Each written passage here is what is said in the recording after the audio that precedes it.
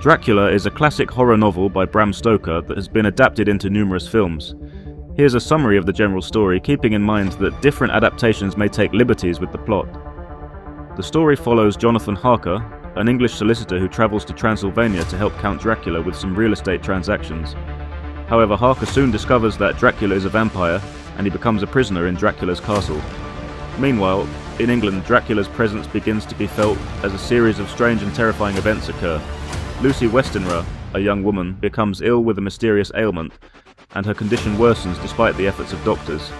Her friend Mina Murray, Jonathan Harker's fiancée, also becomes drawn into the darkness surrounding Dracula. As the threat of Dracula grows, a group of individuals, including Mina, Dr. Van Helsing, a vampire hunter, and others, band together to fight against the ancient vampire and his evil. They must race against time to stop Dracula before he can spread his curse and claim more victims.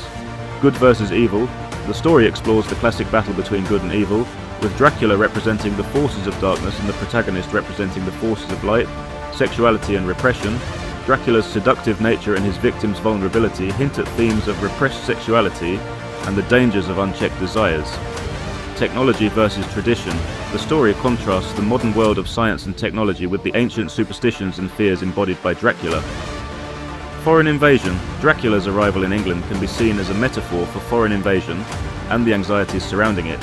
Famous adaptations: Nosferatu, A Symphony of Horror, 1922, an unauthorized adaptation that changed names and details due to copyright issues, but remains a classic of silent horror. Dracula, 1931, starring Bela Lugosi, this is the iconic and definitive portrayal of Dracula for many.